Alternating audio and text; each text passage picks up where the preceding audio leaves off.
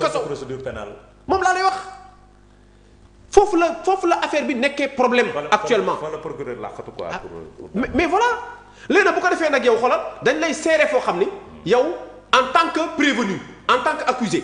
yow tu vas tomber sous le coup de la loi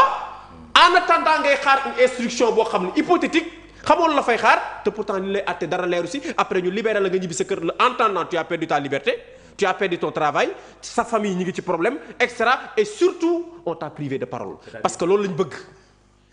kon c'est ce qui explique peut-être renvoi au cas Abdou Nguer dossier Abdou Nguer en instruction. mais soxna si looy instruire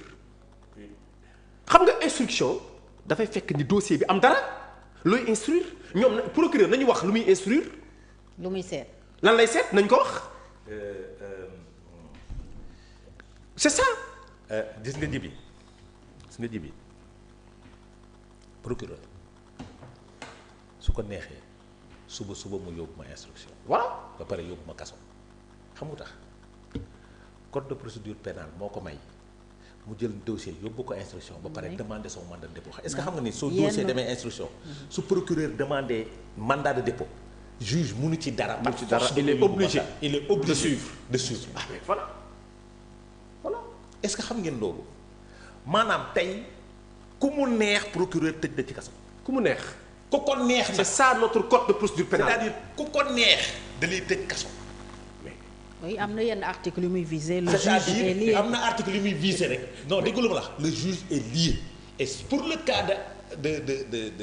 Abdou Nguer loolu la utiliser. voilà levier boobu la utiliser xam nga loolu lu muy tekki dañ ko bëggoon teg ci kaso. voilà parce que moom moo ko yóbbu c'est le procureur qui l'a amené en instruction parce que le procureur c'est le maître de poursuite quand même. quoi qu'on puisse dire moom il est le maître de poursuite il doit représenter la société malheureusement il représente un pouvoir exécutif malheureusement il doit représenter la société parce que moom dafay jàpp ni su la yóbbu mandat de dépôt dañ la war a yar parce que li nga def dafa baaxul ci société bi loolu la war a taxawee mais le procureur est en charge. il est en charge. parce que soo taxawee ñu lay àtte sax moom mooy njëkk peine yu gën a diis moom moo la koy dóor ak amende parce que il applique la loi. son réquisitoire bi muy def moom il applique la loi maintenant su ko neexee dossier bi ñëw mu yóbbu ko flagrant délit comme ce fut mon cas parce que c'est le procureur lui-même qui a amené le dossier en flagrant délit parce que c'est le procureur moom moo dóor procureur moom moo ma doon toppee diffusion de fausses nouvelles parce que moom moo def autosaisine quand le procureur def autosaisine c'est le maître des poursuites moom moo may toppee pour diffusion de fausses nouvelles moo ma topp diffusion de fausses nouvelles ñu yóbbu ma câble lundi ñu def réunion ba pare ñu ne dañ may yóbbu flagrant délit su ñu defee réunion ba pare à partir de 15 heures su ko neexoon ñu ne dañ may yóbbu instruction xam nga loolu pour lan la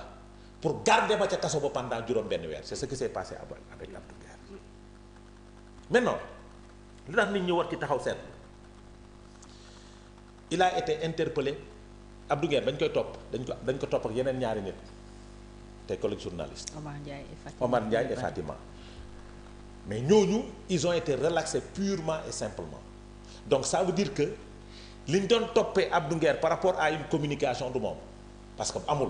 donc diffusion de fausses nouvelles nekkul ci vidéo de communication bi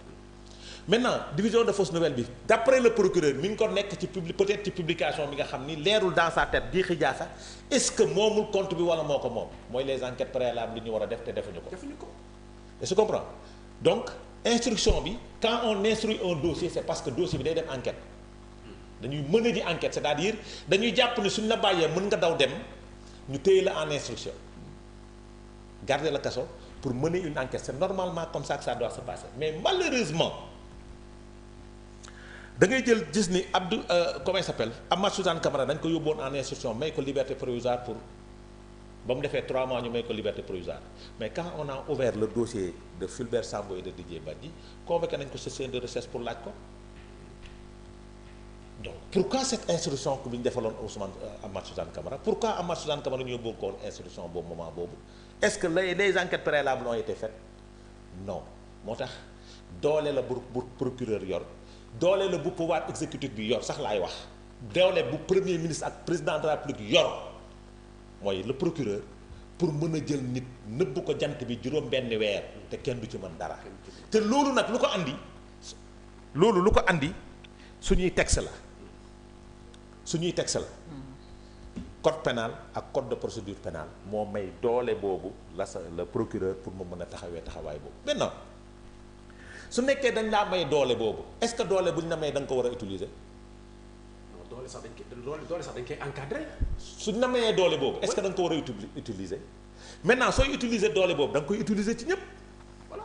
mais bu ko utiliser ci benn côté mooy kumba am ndey bi kumba amul ndey bi c'est-à-dire lu nit ñi doon kaas démb ak barki démb par rapport à la position du procureur. soppeekuwul ba tey en un an de gestion et dafa waroon nekk ci sur les premières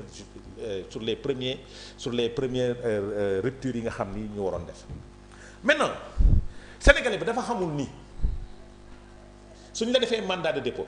tu as le droit de faire un recours au niveau des juges de liberté qui est le président du Cour suprême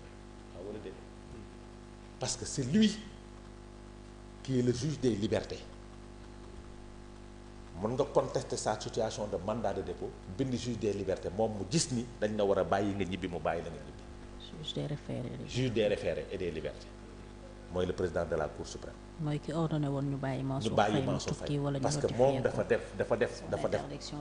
fële def fa appel pour ñu permettre ko mu génn kooku moo yor liberté yi ak mooy c'est le juge des référés et des libertés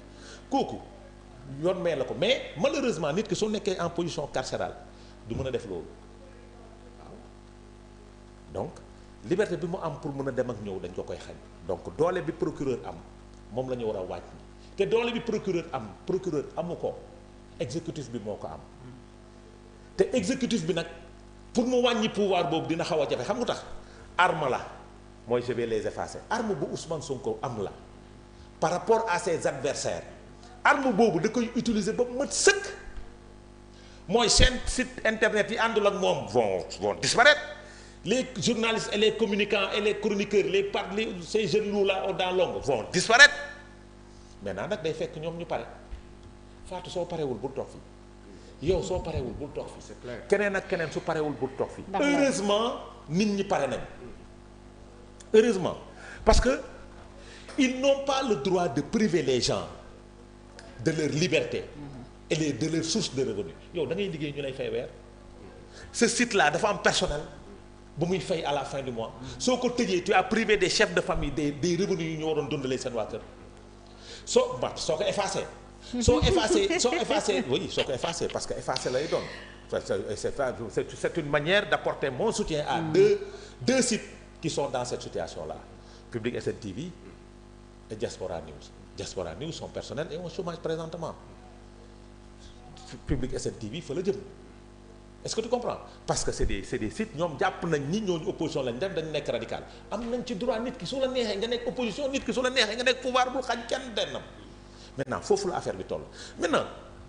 bii nag di nga ko bind Fatou di nga ko bind parce que nag maa la yàgg di wax fii te doo ko gëm maintenant samp laaj rek laay def parce que nag fii la ñu waxoon askanu Sénégal que y avait des problèmes entre les deux personnalités. Quelle personnalité? Les deux personnalités. Diomaye ak Sonko. waaw. Quel problème? Y avait des entre déggoo bi des na. déggoo bi des na. lan moo xew. ñu naxee ñu tuddee na doomam ku ñu tuddee doomam. yaay Ousmane Sonko dañ ñu ko naxee. maintenant waaw dañ ñu ko naxee.